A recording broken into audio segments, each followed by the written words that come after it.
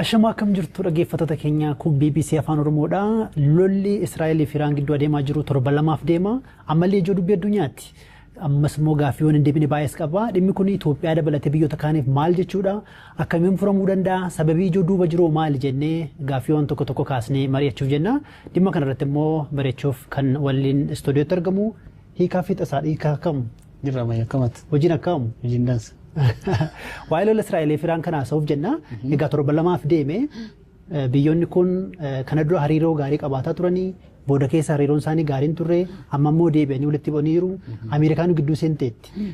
Ganama kana immoo akka dhageenyetti waliigaltee irra akka gaame dhageenye irra garuu gaaffiiwwan garaa garaa irratti ka'aa jira. Dhuguma waliigalteen kun itituu danda'a, fagoo deemuu danda'a waan jedhu kaasna. Mee jalqabarraa kaanuti wanni kun eegamee ture waliigalteen kun. Akkuma jette ammayyu wanti kun waan eegame hin turre waan pirezidaantiin Ameerikaa Doonaald Tiraamp akka tasaa halkan edaa beeksisanidha. Maal jedhanii Ameerikaan waraana kana keessatti hirmaachuu irraa kan ka'e numaayyuu waraanni kun baha giddu galeessaa keessatti biyyoota hedduu hirmaachisee balaa guddaa geessisaa kan jedhudha namoonni kan eegaa turanii. Pirezidaantiin Ameerikaa Doonaald Tiraamp maal jedhanii fuula miidiyaa hawaasaa kan mataa isaanii tiruus irratti ba'anii halkan kana kaasee jechuudha. Israa'el fi Iraan gidduutti mariin waliigalteen dhukaasa dhaabu ni taasifama kan jedhu beeksisanii. Namoonni hedduun kana hin eegne numaayyuu maalidha kan eegamaa ture. Ameerikaan buufata nukilaaraa Iraan rukutuu irraa kan ka'e Iraan sana booda Ameerikaadhaaf deebii cimaa kenniti. Sana booda immoo Ameerikaanis deebitee Iraan haleeltii kan jedhu irratti namoonni kan eegaa turanii. Dhuguma Ameerikaan lola keessa seenuun isheeyyuu inuma dubbicha ammeessaadha. Baay'ee. Wanti Tiraamp dhiyeenya kana dubbataa jiranii wanta falmisiisaa baay'ee of keessaa qaba. Yaadatta yoo ta'e gaafa buufata nukilaaraa Iraan rukutuuf jedhanii torban lama kennineef Iraanii fi gara mariitti akka dhuftuu fi dhimma kana mariidhaan furuudha fi torban lama qabdi Iraanii torban lama keessatti murteessa kan jedhudha kan isaanii kaasanii turani. Guyyaa lama booda haleellaa Iraan irratti kan gaggeessan jechuudha. Namoonni tokko tokko akka tooftaatti ilaalu waan kana of daggachiisanii rukutuufa. Sirriidha. Ta'uu danda'an beekamu. Tiraamp haasaa qoosaa fakkaata garuu achi keessa waan tarsiimoo yookiin immoo istiraateejiitti nama burjaajessu of keessaa qabaachuu danda'a. Dhuguma immoo waan achi keessaa shakkitu qaba. Torban lama jedhanii guyyaa lammaffaatti Iraan haleeluu jechuun wanta keessa jiru icciitiin wayii tarsiimoo yookiin immoo istiraateejii Tiraamp Iraan haleeluudhaaf fayyadametu jira. Gama mariin kun gama dhukaasa dhaabuun kun itti fufuu danda'a inni taaka gaafate itti kaasuudhaa ilaaluudhaa fi erguma biyyoonni lamaanuu Netanyahuunis akkasuma Iraanis kana booda dhukaasa dhaabuu US yaada dhiyeessite irratti waliigallee irra erga jedhanii booda ganama kana daqiiqawwan muraasa dura Iraan misaa'ilota hedduu gara Israa'elitti dhukaastee jirti. Israa'el kana beeksistee jirti. Kan Tiraamp jedhan sun dhukaasa dhaabuu biyyoonni lamaanuu fudhatan sana wanta nama shakkisiisu jira jechuudha. Sababni isaa tokko maal irratti kan dhukaasa dhaaban? Maal irratti walii galan? Maal irratti walii galanii? Eenyutu gidduu isaanii jira? Ameerikaan hidhattee buufata nukilaaraa Iraan rukutteerti. Rukuttee deebitee jira kana lamaa walitti araarsitii kan jedhu gaaffidha. Inni kan biraa immoo maal irratti walii galan? Ammamiif tura dhukaasa dhaabuun kun? Tiraamp maal jedhanii jalqaba sa'aatii 12 fi Iraantu eegaa sana booda dhukaasa dhaabuu kana Israa'eltu tuffa sana booda guutummaatti dhukaasa dhaabuun kan jiraatu jedhan. Dhukaasa dhaabuun gaafa jiraatu ammamiif akkatu? Dhukaasa dhaabu kun waraana dhaabuu miti dhukaasa dhaabuudha. Yeroo murtaa'eedhaaf. Yeroo kamittiyyuu ka'uu danda'a jechuudha. Kanaaf nagaa guutuutu jidduu isaanii jiraata. Dhukaasa dhaabuun kun ammoo yoomitti tura. Yoomirraa kaasetti immoo waraana dhaabuutti ce'ama. Kan jedhu kun gaaffilee ammayyuu banaa ta'anii kan yaada Tiraamp dhiyeesse deebiitti ilaalledha jechuudha. Nama shakkisiisa. Dhugaa kana dura Ameerikaan haleellaa akkasii raawwachuun ishee haaraa miti. Waggoodhuma 5 dura fagoollee otoo hin deemini jeneraala Iraan beekama Qaasim Sulmaan ejjeestee turte. Egasii booda Iraan maal goote gara buufata waraanaa Ameerikaa kan Iraaq jirutti dhukaaste haga loltoota 100 madeessitee turte. Miidhamanii turan. Garuu Ameerikaan deebiin kennine tasgabbaa'e. Amma Tiraamp haleellaa kana yeroo raawwatanii jedhanii akka gaambal yookiin akka qumaaraatti namoonni kaasan jiru hin beeknu duuba isaa waan adeemaa jiru. Inuma Ameerikaan gidduu seenuun ishee dubbii hammeessa osoo jedhamu immoo waliigaltee raga'uun isaanii dhaga'ameera. Akkuma ati kaaste immoo ammallee hin beekamu waa'ee waliigaltee kana. Akka kan irra beeknuti taanaan waliigaltee jechuun waan yeroo fudhatu. Isa qofaa immoo miti dhimmi ijoo Israa'elis Ameerikaanis kaasanii dhimma gabbisa nukilaaraa Iraanidha. Dhuguma yaaddoon isaanii sun furameera. ifaa miti.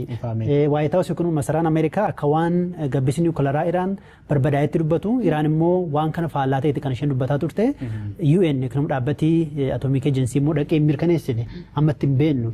Israa'el isa mirkaneessitee kaateeti immoo akkamiin waliigalteera keesse waan jedhu samallee shakkisiisaadha. Utumallee waliigalteera ga'amanii jechuudha. Qormaatiin uma jiraadha. As keessatti maal argina amma kadhatama kaasti kana dura Ameerikaan gaafa buufanni loltoota ishiitii baagi dugaleessaa jiru gaafa haleelamu sana gaafa Qasim Suleymaaniin ajjeefamu inuma jira waraana keessatti qaama tokko ergaa leeltee booda deebisii kennamu wajji walii madaaltee sanaaf deebiin ati kennitu murteessadha. Dhiibbaa miidhaa sirra ga'e irratti hundoofteeti. Yeroo sanatti Ameerikaan kan ishiin madaalte maalidha? Qasim Suleymaanii Iraan keessatti nama baay'ee murteessadha. Waraana Iraan keessumattuu warra Quds Force jedhaman humnoota Iraan baha giddu galeessaa keessatti ittiin deeggartuu nama to'atu ture. Nama baay'ee jaba. Inumaayyuu erga inni ajjeefame Qasim Suleymaaniin erga ajjeefameeti Iraan deebite keessoon Iraan baay'ee nyaatameedhameeti kan amanamu ergasii ayatolanii akka waan qobaatti hafanitti kan ilaalamu. Kanaaf Ameerikaan Qasim Suleymaanii yeroo sana ajjeesuun isheedhaaf injifannoo guddaadha. Ajennuuti Ameerikaa jala yeroo sana deebii Iraan kennite loltoota 100 ajjeefamee ajennu. Kanaaf loltoonni Ameerikaa 100 ajjeefamuu fi Qasim Suleymaaniin namni Ameerikaan akka diina guddaatti ilaaltu sun ajjeefamuun waliin madaalu Ameerikaadhaaf Qasim Suleymaaniin ajjeefamuutu caala. Kanaaf kan eda gaggeeffame wajjin waa wal fakkaatudha. Ameerikaan buufata niwukilaraa Iraan 3 kan ishee rukutte. Kan ishee rukutte boombii GBU-57 jedhamu kan Ameerikaan qofti qabdu fayyadamteeti kan rukutte miidhaan ishiin geessiste guddaadha jedhameeti kan tilmaamamu. Kanaaf Iraan deebii kennuu qabdi. Gaafa deebii kennitu immoo maal goote Ameerikaa beeksisteeti. Buufataalee kee baha giddu galeessaa keessa jiran nan rukuta. Kallattiin yoo itti buufatte illee karaa biyyoota baha giddu galeessaa keessa jiranii karaa Kaataar fa'iitiin itti ergaa dhaamteefitti jechuudha harka lafa jalaatiin. Kan rukutu buufata loltoota keetiiti. Akkaataan itti rukutu immoo akkaataa miidhaa yookiin immoo baha giddu galeessatti rakkoon akka babal'atu godhuun miti. Deebii nan kenna garuu sin beeksisa jetteeti kan isheen beeksisa. Kanaaf kaleessa buufataalee Ameerikaa baha giddu galeessaa keessa jiran Kaataar keessa kan jiran akkasuma Iraaq keessa kan jirullee haleellaa bisaa'ilaaf diroonitiin akka rukutameetu amanama. Kun Ameerikaadhaaf homaa miti jechuudha. Gaafa buufanni niwukilaraa Iraan rukutamee fi buufanni loltoota ishee yookiin immoo buufanni waraana ishee baha giddu galeessaa keessa jiru gaafa rukutamu gaafa wal bira qabdu deebiin Iraan US'dhaaf kennite baay'ee guddaa miti. Kanaaf Ameerikaan deebitee Iraan rukutuu ishiin barbaachisu jechuudha. Tirampis dubbii isaanii keessatti akka waan laafaa ta'etti waanuma eegaa turedha garuu akka waan busheessanii kan isaan dubbatanii asirratti dhimma biraa kaasuu dandeenyu walitti bu'iinsi kun guyyoota 12 deemeera 7 jechuu dandeenya. Baay'ee guddaa ture ijoo dubbii addunyaati. Eewutu maal buufate? Baay'ee gaariidha. Eewutu maal argate? Wanni kun beekaadhuma yaadamee eegalee baay'ee gaafii cimaa gaafii bareedaadha kan kaaste ammayyuu waraana kana Israa'elitti yaaddeeti. Inumaayyuu ajajaan humna waraanaa waliigalaa Israa'el kan isaan jedhanii waraana kana waggoota baay'eef itti qophoofnee turre. Itti qophaa'uu isaanii kan si agarsiisu akkaataa gaafa waxabajjii 13 Israa'el haleellaa Iraan irratti gaggeessite yoo ilaalte dhuguma waraana kanaaf yeroo dheeraa fudhattee Iraan itti qophaa'u ishii waan namatti agarsiisudha. Guyyaa sanatti ajajoota waraanaa Iraan kan ajajaa humna waliigalaa Iraan ajajaa humna eegumsaa akkasuma kan tika waraanaa akkasuma kan Quds Force jedhaman kan humnoota ishii baha giddu galeessaa keessa jiran ittiin to'attu kanneenidha kan isheen ajjeefte. Sana biratti immoo saayintistoota niwukilaraa Iraan guyyaa tokkotti nama 9 jalaa ajjeesti. Kun baay'ee miidhaa. Baay'ee yeroo dheeraaf itti qophaa'uu fi tika cimaa qabaachuurraa baay'ee koordineette bifa qindaa'een haleellaa Iraaniif qophooftedha. Kanaaf immoo akka mijatuu fi wanti baha giddu galeessaa keessatti waggoota 2-3 darban ta'an gabaabsinee yoo kaasne gaariidha. Gaafa bara 2023 onkoloolessa keessa Hamaas Israa'el irratti waraana banu Netanyaahuun gadi ba'ee waan dubbate wanta baay'ee murteessaa ture. Maal jedhe gaaf sana kana booda baha giddu galeessaa keessatti as hiriira haaraa yookiin immoo adeemsa haaratu jiraata yookiin immoo toora siyaasaa haaratu jiraata kan jedhe sana booda wantoota ta'an yoo ilaalte humnoota baha giddu galeessaa keessatti Iraan akka asymmetrical force yookiin immoo axis force itti fayyadamtu Hamaas yoo fudhatte Hezbollah yoo fudhatte akkasuma humnoota Houthi yoo fudhatte warri kun Israa'el dura dhaabbachuudhaaf Iraan kallattiidhaan Israa'el wajjin lolatti hin baahanii garuu karaa humnoota kanaa fayyadamtee Iraan maal gooti Israa'el dura dhaabbatte jechuudha. Humnoota kan Israa'el maal gootee tooraan dadhabsiisaa dhufte. Jalqaba Hamaasitti jalqabdee Taansee Libaanoos keessatti jalqabdee sana booda eessatti ceetee wanta Sooriyaa keessatti ta'e immoo Israa'eliif karaa guddaa kan banedha gara Teeraanitti kan ishee geessu. Akka ekspertoonni waraanaa jedhanitti inumaa adeemsa qormaata Israa'el yeroo dheeraa akka fureetti ilaalama. Yeroo gabaabaatti kan pirezidantiin Sooriyaa aangoorraa kaafamanii isa keessatti immoo qoodi Israa'el jira. Baay'ee murteessaa jedhama. Gidduu isaan immoo aangoon kun bulchiinsa haaraa Sooriyaa keessa ijaaramuun immoo inumaa haleellaa haaraaf akka isheef salphisudha. Baay'ee sababni isaa Sooriyaa keessatti mootummaan haaraa ijaarame Iraan wajjin kan dhaabbatu miti. Kana dura iyyuu hirmaannaa Iraan Sooriyaa keessatti qabdu humna falmu ture. Sana booda Israa'el akkuma Asaad kufeen humna waraanaa Sooriyaa keessa jiru ittisa isaanii humna qilleensaa, humna lafoo, humna galaanaa makanas iddoo irra jedhaman hunduma jalaa rukutte. Kanaaf humna qilleensa Sooriyaa keessa jiru fayyadamuudhaan Israa'el Teeraan rukutuudhaaf kan itti fayyadamte. Itti salphata. Baay'ee itti salphata. Kanaaf maal sitti agarsiisa itti qophaa'uu ishii kan waanuma kaleessa jalqabee miti siin jechuufani. Bara 2023 irraa kaasee amma ammaatti Israa'el kanatti qophaa'aa turte. Iraan kana hin yaadne. Tiraamp gara aangootti gaafa dhufu maal godhee marii jalqabna jedheen. Iraan sammuu Iraan keessa kan jiru maalidha? Ameerikaa wajjin too marii gaggeessaa jirru Israa'el waraana nurratti hin bantu kan jedhu inuma yaadama inuma yaaddati si ta'e. Kanaaf Israa'el baay'eetti qophoofte. Mariin keenya itti fufeera duratti kan kaasaa turre dhimma walitti bu'iinsa Israa'eliif Iraanidha. Ameerikaan keessa seenteetti wanni kuni itti fufamoo nagaan bu'uu danda'a waan jedhu kan nuti haasaa jirru gaaffiin duratti kaasee jira ture hiikaadhaa fi innis immoo maali walitti bu'iinsa torban lamaaf adeeme kanaan eenyutu maal buufatte Ameerikaan maal buufatte Israa'eloo Iraanoo biyyoon addunyaa kan jedhu kaafna mee hiikaa Ameerikaan maal buufatte. Tole asirraa Ameerikaan wanti ishiin buufatte jechuu dandeenyu maalidha beekamaadha Ameerikaa fi Iraan diinummaa waggaa baay'ee qabu garummoo kallattiidhanii Iraan keessa seenanii haleellaa gaggeessuun yeroo jalqabaati keessumaa bara bulchiinsa Shaa yookiin bara bulchiinsa sirna gonfoo bara 1979 Iraan keessatti 50 dura jechuudha. Iraan keessatti kufeeyasi Ameerikaan kallattiidhaan dhimma Iraan keessatti karaa humnaa kana dura qoqqobbii garaagaraa kaa'uudhaan yookiin immoo dhibba garaagaraa Iraan irratti gaggeessuudhaan kan isheen beekamtu. Pirezidaantota Ameerikaa kana dura turan keessaa waggoota gara 30 olii keessatti yeroo jalqabaatiif humnaan kallattiidhaan Iraan keessatti kan hirmaate Ameerikaadha jechuudha. Kanaaf ammayyuu humna qabdu Ameerikaatti Iraanitti waan agarsiiste fakkaatti. Keessumaa xayyaaronni ishii kan B2 Spirit jedhaman suni boombii Bankar Bastar jedhamu Iraan irratti darbachuu ishiitiin Ameerikaan ammayyuu addunyaa irratti humna jabaa qabaachuu ishii boombii sana yeroo jalqabaatiif boombiin sun kan adda waraanatti hojiirra oolee jechuudha. Kanaaf boombii sana Iraan irratti fayyadamuu ishiitiin waggoota dheeraa booda Ameerikaan kallattiidhaan Iraan keessatti karaa humnaa hirmaachuu ishii waan namatti agarsiisudha. Lola gaafa inni garuu dhukaasa qofaa miti. Akkuma kaastee dhiifama qoqqobbiin jira waggoota dheeraaf karaa harka jalaanis waan akkasii jiraachuu mala garuu akkuma jetti yeroo jalqabaaf kan dhukaasisuun hojiirra oolee kan Ameerikaan qofti qabdu jechuudha. Kanaafuu Ameerikaan maal buufatte as keessatti fakkeenyaaf? Ameerikaan as keessatti wanti ishiin buufatte Iraan qofatti agarsiisu qofa osoo hin taane addunyaa irrattu humna akkasiin qaba. Dhimma biyya biraa keessatti ammayyuu galuu nan danda'a waan jedhu gama dhiibbaa waraanaa addunyaa irratti qabdu waan mirkaneessite natti fakkaata yookiin immoo waan agarsiisuu barbaadde natti fakkaata. Gara biyyoota kaanitti yoo dhufne Iraan maal argatte? Iraanis immoo gara maniitti akka dhuftu dhiibbaa guddaa sirraan ga'uu danda'a. Sirriitti ga'uu danda'a. Sanas kaasuu dandeenya jechuudha. Sababi isaa maali Tiraamp dubbii isaanii keessatti inni amma goone isa guddaadha. Innis achi goonu baay'ee laafaadha iyyuu jedhan. Kanaafuu mariitti kottu waan jedhu deddeebiin kana isaan dubbataa turan. Inumaa jijjiirama sirnaa yoo dubbataa turan. Kun lammiilee biyyatti baay'ee rifachiisa. Baay'ee rifachiise. Garuu immoo suni waan ammatti qabatamaatti waan ta'u natti hin fakkaatu. Iraan keessatti Israa'elis ta'ee Ameerikaanii itoo Iraan keessatti jijjiiramni mootummaa jiraate baay'ee barbaadu. Garuu immoo Iraan keessatti mootummaa waggoota hanga kan waggoota gara 40tti dhiyaatu aangoorra ture salphaadhumatti mootummaa aangoo gad lakkisuu miti sababni isaa seekuritii biyyattii nageenya biyyattii siyaasa biyyattii paartiin mormituu ta'e kan biraa hamma hin jirretti biyya sana karaa gaara amma gadiitti kan to'atee jiru mootummaa Ayatollah Khamenei kana mootummaa kana salphaatti waan buqqisuu dandeessu miti. Humna jabaachi keessatti ijaaruu si barbaachisaa, warraaqsa uummataa kaasuu si barbaachisaa, paartilee mootummaa sana morman ciccimoo kaasuu si barbaachisa jechuudha. Gama biraatiin Iraan maal argattee jennee kaasu. Iraan biyya akkasumatti salphaatti biyyoota gurguddoo Ameerikaa wajjin lolatti seenuu jechuun salphaa miti. Kanaaf Ameerikaan maal jedhee numaayyuu Tiraamp guyyoota muraasa guyyoota 3 yookiin 4 dura totaal sarreender guutummaa tarka kennadhu jedheeti kan inni maxxanse jechuudha. Daangaa qilleensaa keetu anneerraa seechi waan gootu hin jiru. Inumaa lola kana keessatti dhiifatama dubbii kee dammaan qabee olaantummaan guddaan Ameerikaa fi Israa'el argatan daangaa qilleensaa Iraan to'achuu isaanii. Xiyyaaronni meeshaawwan waraanaa Iraan qaban kan duriiti gara caalu. Qoqqobbii irra jira waan ta'eedhaaf. Akkasumas immoo ittisa qilleensaa isaanii dursanii rukutuun isaanii akka Iraan harka kennatu yookiin akka laaffisu dhiibbaa uumuu jedhanii yaadu ekspertoonni.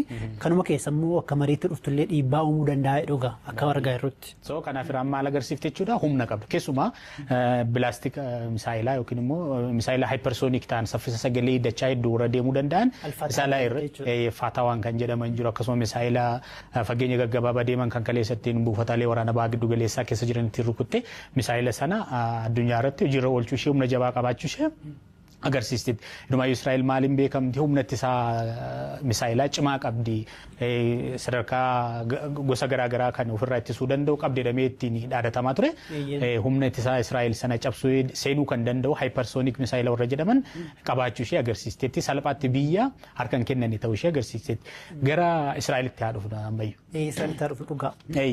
Israa'el maal argatte yoo jenne waraana kanarraa yookiin immoo maal buufatte yoo jenne akkuma jalqaba kaasnee waraana kanarratti Israa'el baay'eetti qophaa'u ishee wantoota namatti agarsiisu haleellaa gaafa waxabajjii 13 Iraan irratti gaggeessite baay'eetti qophooftee dhufuu ishee kan namatti agarsiisudha.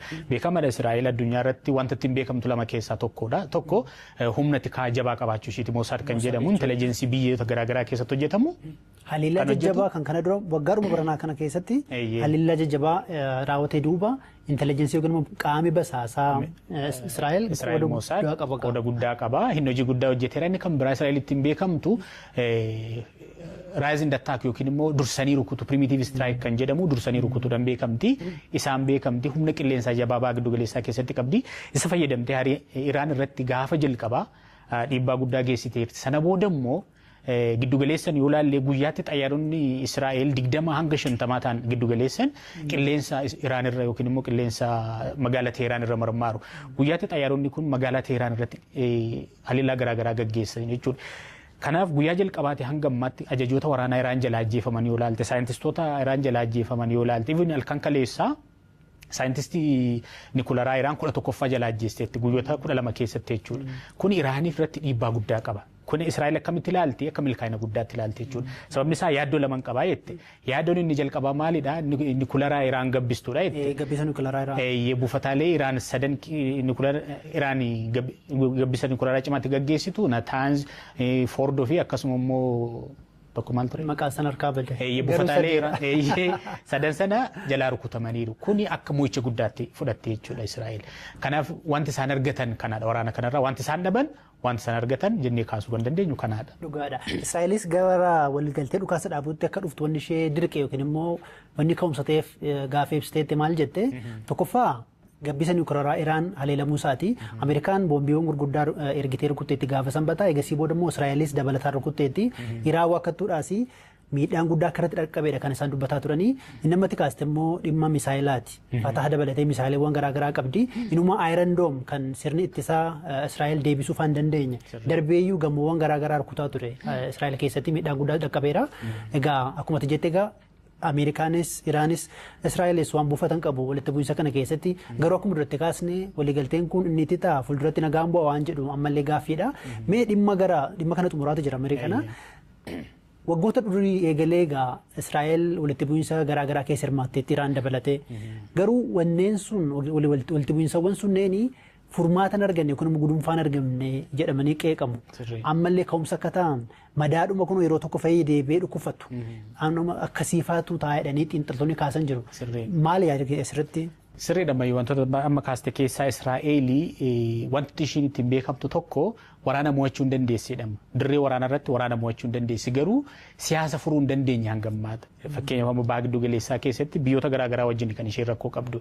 Bara 1948 Israa'el erga hundoofte kaatee waraana jajjabaa keessatti hirmaatteerti. Waraana Oktoobar Waar kan jedhamu jira, waraana guyyaa jaha kan jedhamu jira, Libaanos wajjin waraanatti seenteerti.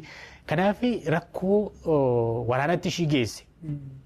Kan ishiin furte keessaa wantoota lama qofaadha jedhama. Innis maalidha? Masirii wajjin waraana guyyaa jaaffaa keessatti waraana Oktoobar waraana 1973 gaggeeffame sanaani Masirii wajjini waraanni sun erga dhume Israa'eltu mo'ate garuu immoo mo'adheettee gammoojjii Siinaa sana irraan fudhannee gaggeessitoonni Israa'el yeroo sana turan gaggeessitoota ciccimoodha jedhama. Waraana sana akka deebi'ee rakkootti hin taanetti waraana mo'annus garuu wanta siyaasaa Masirii wajjin gara fuulduraatti rakkootti nu galcha jennu ni fudhanna jedhanii gammoojjii Siinaa Masiriidhaaf deebisanii Masirii irraa immoo maal argatanii beekamtii argatan jechuudha. Rakkoo Masirii wajjin qaban yeroo sana fudhatan. Sanaan alatti rakkoon biyyoota garaagaraa wajjin qaban Sooriyaa wajjin rakkoo qabu rakkoon isaanii hin furamne. Libaanos wajjin daangaa bishaan irratti wal lolu rakkoo sana hin furanne. Sooriyaas akkas biyyoota baay'ee wajjin kan Iraan wajjin jaarraa almost gara jaarraa walakkaatti deemaa jira rakkoo kana furachuu hin dandeenye. Kanaaf Israa'el maaliin komatamti waraana immoo atti garuu siyaasa hin furtu rakkoo kana maaliin wal qabsiisu namoonni gaggeessitoonni kana doo turan gaggeessitoonni jajjaboon jiru. Kan amma jiru garuu Natanaahoni waggoota dheeraadhaaf gara waggaa 20 nama hangurra tureedha. Kanaaf namni kun maal jedhama waareer yookiin nama waraanaa jedhama. Maalitti amana jedhamanumaayyuu jabeenya irraa kaaneti kan gara furmaatatti deemamu jedhee nama amanuudha. Irreedha namansiisna. Irree jabaa qaban kanaaf rakkoo kana qabdi. Waraana immoo atti garuu kan rakkoo siyaasaan furtu kan jedhuuni kan isaanii kan xiinxaltoonni kaasanii rakkoo jabaan baagiddu galeessaa keessa jiru rakkoon Israa'el kanaadha ammayyuu. Ulfaadhu eegaa marii keenya xumurutti jira gaa xumurarra kan kaasuu dandeenyu maali waliigalteen yookiin walitti bu'iinsi kun Itoophiyaa dabalatee biyyoota addunyaaf maali kan jedhudha. Egaa Iraan tarkaanfii isheen fudhachuu dandeessu keessumaa ulaa Hormuuz kan boba'aan parsantii 20 addunyaa karaatti keessa darbudha. Yoo safaa cufteetti gatiin boba'aa dabaluu danda'a. Itoophiyaa dabalatee biyyoota Chaayinaa, Hindii fa'aa dabalatee baay'ee miidhamu. Biyyootuma Arabaa, UAE dabalatee Saawudi Arabiyaa, Iraaq dabalatee jechuudha. Isaan alatti garuu hariiroo biyyoonni kun Itoophiyaa wajjin qaban haa kaafnu. Iraan fi Israa'el fi Ameerikaan Itoophiyaa wajjin hariiroo akkamii qabu?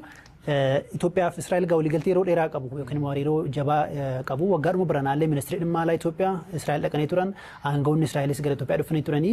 Gama kaaniin immoo Itoophiyaan ji'oota muraasa dura waliigaltee nageenya Iraan wajjin tolfatteetti.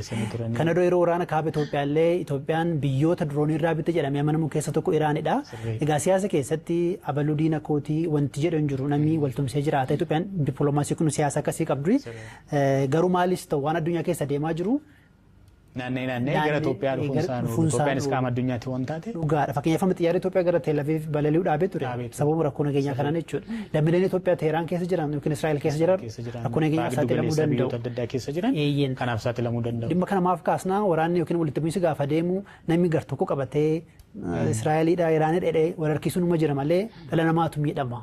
Namoonni yaada akkasii waan kaasnidhaa fi egaa mariin keenya kana fakkaatu ture si'achi dhimmoota siyaasaa, waraanaa, ispoortii fi naannoo gaanfa Afrikaa dabalatee amma yuttaanaa fi kaafee tasaa ture gama kaameraatiin aslii galgaloo fi tolaa dingataan waliin turaniiru. Isinis gama fuula feesbuukii, yuutuubii akkasumas karaa waatsaappiidhaan nu hordofuu dandeessu. Waan waliin turtaniif guddaa galatooma ulfaadhaa.